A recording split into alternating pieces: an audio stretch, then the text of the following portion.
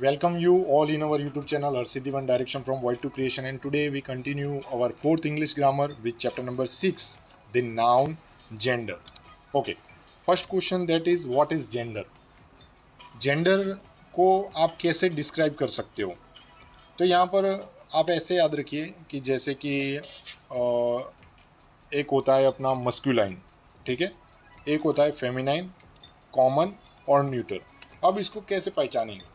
तो कुछ एग्जांपल लेकर हम पहचान सकते हैं। जैसे कि मैं आपको एक आइडिया देता हूँ, कोई चीज़ अगर आपके पास है, उसके पीछे रहा है और रही है लगाने का सेंटेंस बनाना है। जैसे कि लड़का, एक एग्जांपल के तौर पर लेते हैं, लड़का जा रहा है सेट हो रहा है, तो वो है मस्क्यूलाइन। ओके, लड़की जा रही है, तो रही है फेमिनाइन। ऐसे ही आपको जो वर्ड दिया है वो वर्ड कैसे सेट होता है अगर दोनों में हो रहा है। जैसे कि कोई ऐसा सेंटेंस ले लें हम कि जो दोनों में सेट होता है, जैसे कि फ्रेंड है ना, तो फ्रेंड जा रहा है या फ्रेंड जा रही है, दोनों सेट हो रहा है, तो वो हो जाएंगे कॉमन। और कुछ ऐसी चीज़ें ले लें जैसे कि अपने पास पेन है, तो पेन नॉन लिविंग थिंग हो गया, तो उसको हम ना ही मस्कुलाइन ना ही फेमिनाइन ना ही कॉमन में डाल सकते, हम उसको डाल देंगे न्यूटर में। मतलब नॉन लिविंग थिंग है, तो वो आपको ध्यान रखना है। तो हर एक जेंडर को हम अब अच्छे से पढ़ते हैं। पहला हो जाएगा अपना मस्कुलाइन जेंडर। अब मस्कुलाइन जेंडर में क्या है याद रखना, तो जो मेल वर्ड को रिफ़र करता है, जो मेल फिगर को दिखाता है, या फिर मेल मेंबर या मेल की जो स्पेसिस होती हैं उनको दिखाते हैं, ऐसे सारे वर्ड जो हैं वो सारे वर्ड आ जाएंगे मस्क्यूलाइन जेंडर में। आप कैसे चेक कर सकते हो? तो उन वर्ड को आप रहा है या रही है के साथ जोड़ने की कोशिश कीजिए, तो आपको तुरंत समझ में आ जाएगा कि मस्क्यूलाइन जेंडर कैसे होता है।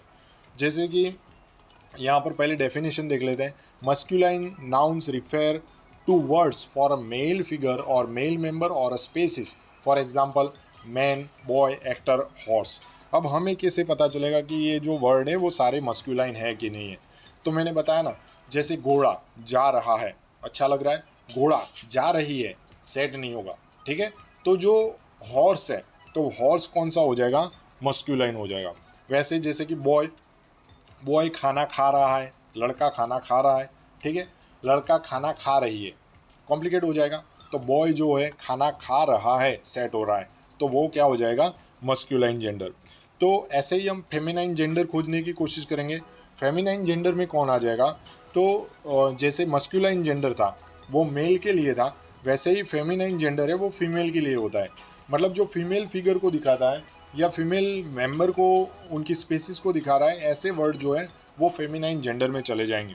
जैसे कि गर्ल यानी कि लड़की, लड़की खाना खा रही है, लड़की खाना खा रहा है, अच्छा नहीं लग रहा, लड़की खाना खा रही है। मतलब ऐसे सेंटेंस जिनके पीछे रही है लगेगा वो फेमिनाइन में चले जाएंगे। जैसे एक्ट्रेस बहुत सुंदर दिख रही है, एक्ट्रेस बहुत सुंदर दिख रहा है, अच्छा नहीं लग रहा, मतलब रही है पीछे अगर सेट हो रहा है तो फेमिनाइन में चला जाएगा। और कुछ ऐसे वर्ड आएंगे जो दोनों में सेट होंगे, मतलब जो जेंडर नहीं दिखा रहे हैं। जैसे कि एग्जाम्पल के तौर पर मैं आपको बताता हूँ, फ्रेंड है ना, तो फ्रेंड क्या है? तो फ्रेंड लड़का भी हो सकता है, लड़की भी हो सकती है, मतलब वो जेंडर को स्पेसिफाई नहीं कर रहा है। ऐसे वर्ड जो है वो वर्ड जो है वो आ जाएंगे कॉमन नाउन में, ठीक है, कॉमन जेंडर में। जैसे कि फ्रेंड खाना खा रहा है, वो भी सही है, फ्रेंड खाना खा रही है, वो अगर लड़की है तो खाना खा रही है ना, तो फ्रेंड लड़के को भी दिखा रहा है, वो लड़की को भी दिखा रहा है, मतलब वो जेंडर को स्पेसिफाई नहीं कर रहा है। तो ये जो वर्ड है वो कॉमन नाउन में चले जाएंगे। जैसे कि पेरेंट, अगर पेरेंट के एग्जाम्पल में हम देखें तो पेरेंट फादर भी हो सकते हैं, मदर भी हो सकते हैं, ठीक है, मतलब मेल भी हो सकता है, फीमेल भी हो सकता है, मतलब वो स्पेसिफाई नहीं कर रहा जेंडर को, लेकिन हम दोनों में उसका इस्तेमाल कर सकते हैं, ठीक है। वैसे ही स्टूडेंट, तो स्टूडेंट मतलब लड़का भी हो सकता है, बॉय भी हो सकता है, गर्ल भी हो सकती है, दोनों हो सकते हैं। तो ऐसे जो वर्ड है जो दोनों के लिए इस्तेमाल हो रहे हैं कॉमनली, तो ऐसे जो नाउन है उनको हम बोलेंगे कॉमन नाउन। वो किस जेंडर में इस्तेमाल होंगे? कॉमन जेंडर में। अब कुछ वर्ड ऐसे भी देख लेते हैं जो न्यूटर होते हैं, मतलब वो किसी भी जेंडर के लिए एप्लीकेबल नहीं है। जैसे नॉन लिविंग थिंग अगर आपके एग्जाम्पल में आ जाती है, तो नॉन लिविंग थिंग जैसे कि रॉक हो, टेबल हो, पेंसिल हो, ये सब किस में चला जाएगा? न्यूटर में चला जाएगा। तो आज का वीडियो देखने के लिए आप सभी का बहुत बहुत धन्यवाद। अब यहाँ पर मेरा एक क्वेश्चन है आप लोगों के लिए कि आपको मुझे ये बताना है कि जो टेबल होता है और क्लाइंट होता है, ये दोनों का जेंडर क्या होगा। टेबल और क्लाइंट का जेंडर क्या होगा।